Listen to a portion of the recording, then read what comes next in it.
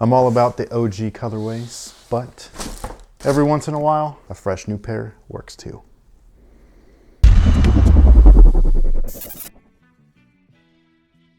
Hey, what's good guys? My name's Chris. Welcome back to the official WearTesters.com YouTube channel. Today we got a detailed look and review on these bad boys right here. This is the Nike Air Total Max Uptempo in the black and red colorway. So first things first, these guys right here are not an original colorway, which was part of the 1997 original run of the shoe, which is what these guys are from. This is an original colorway. This is the brand new one. This is, again, not brand new because they did release these the first time that this shoe retroed, which was back in 2009. That's where we got the kind of like the play on the original color blocking, which I actually really like. Most of you guys that watch the channel regularly already know, if you take something that's a retro like this, and then you use the original color blocking like this and just switch it up, I don't care what color, purple, orange, pink, whatever, red, it just looks great. I guarantee it.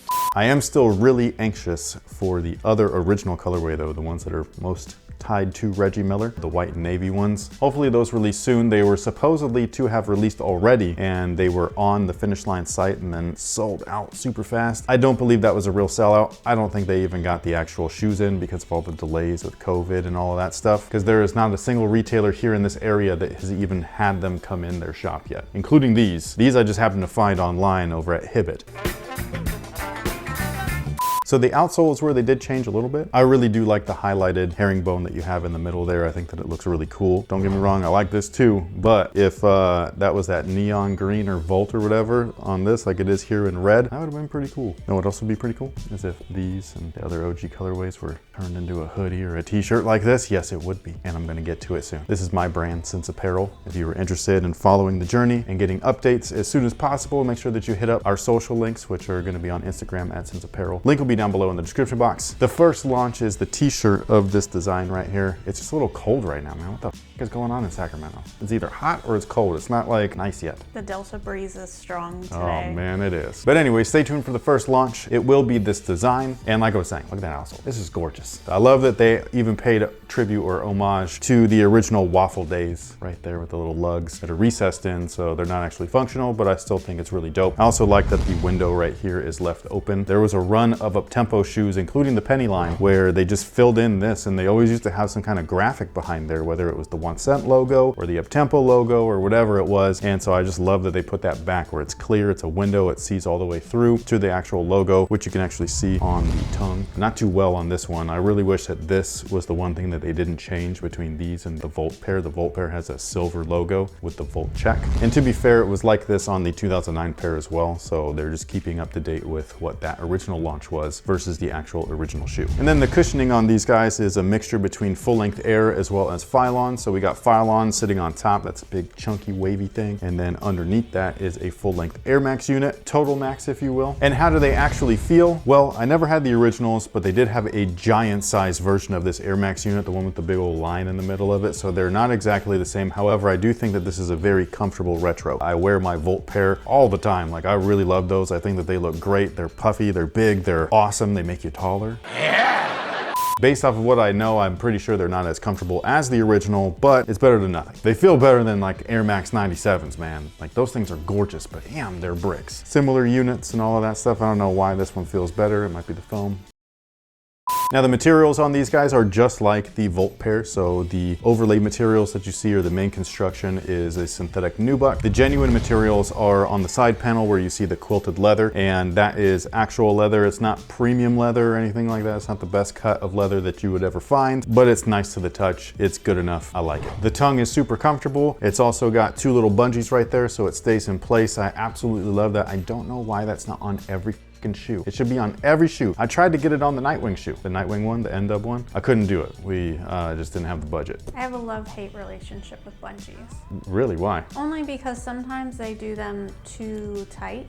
Yes, some people in the skate world will cut them because they don't like it. And sometimes it'll draw the tongue down. So yeah, so it just kind of depends. It does do that a little bit on these. I always have to pop the tongue up, but I just like that it doesn't shift. I think it's just an underrated feature. I believe that's why gusseted tongues are like really nice, where it's like that kind of like quarter sleeve, where they take up a little bit of extra space between your foot and the shoe, but they don't move around. Like Kobe 5s, Kobe 6s, super comfortable tongues. If you guys hear anything that's annoying in the background, besides me and her, it's a lawnmower. I think that's me, just me. If Oh, sorry. Annoying in the background. It's not just her. It's the lawnmower back there. I know they sound similar, but hey. Oh, that was a burn. I'm gonna go get me some aloe. For real. Alrighty then.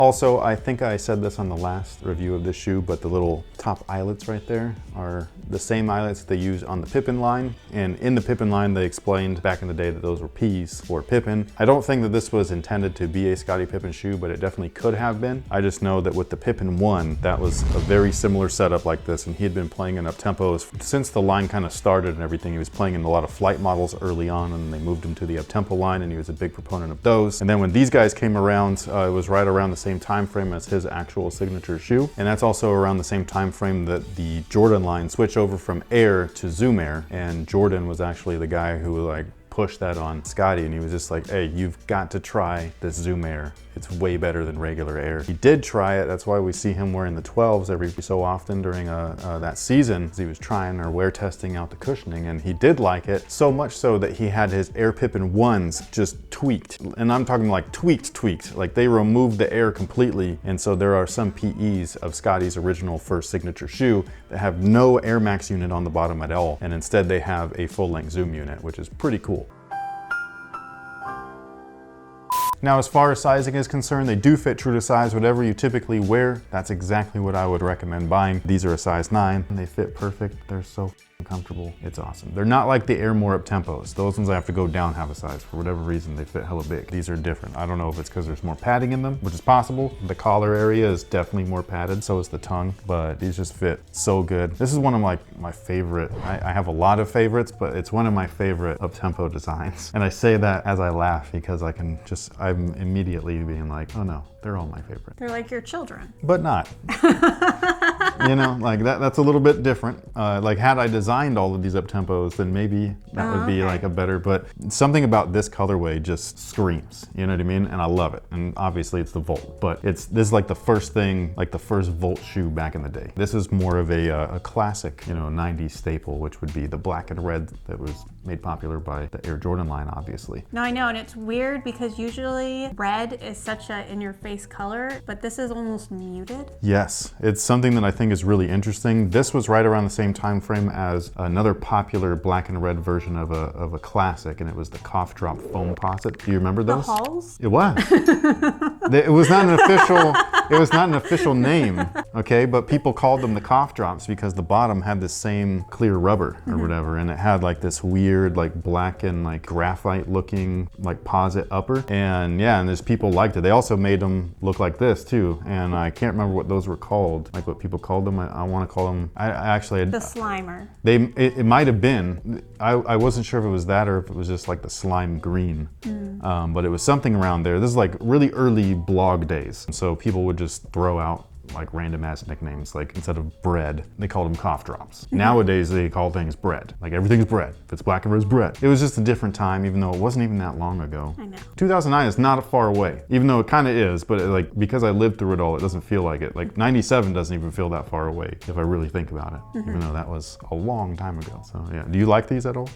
Have you gotten used to them at least? Oh yeah, I see these, especially these ones around town on like everybody's feet. Because they're so cool. This is awesome. Like I know that a lot of people like the big chunky Yeezy thing, and that's cool too if that's you, but this is where Chunk started, like with the Uptempo stuff, and this is where it belongs. A link for this will be in the description box below in case you were interested. A link for these to follow, not to buy yet. We're almost ready. We're gonna take some product images, we're gonna make things look cool, thinking about packaging and extra goodies, because I want a whole experience by the time the hoodies release. Yeah. The shirts will be like a regular kind of launch, but the hoodies I want to be like extra special. So stay tuned for everything. I hope that you guys enjoyed everything. Let us know what you think about these down below in the comment section. Do you remember them from 2009? Also, do you think one is better than the other colorway wise? Sound off below, let me know. Thank you so much for everything, and until next time guys, have a good one.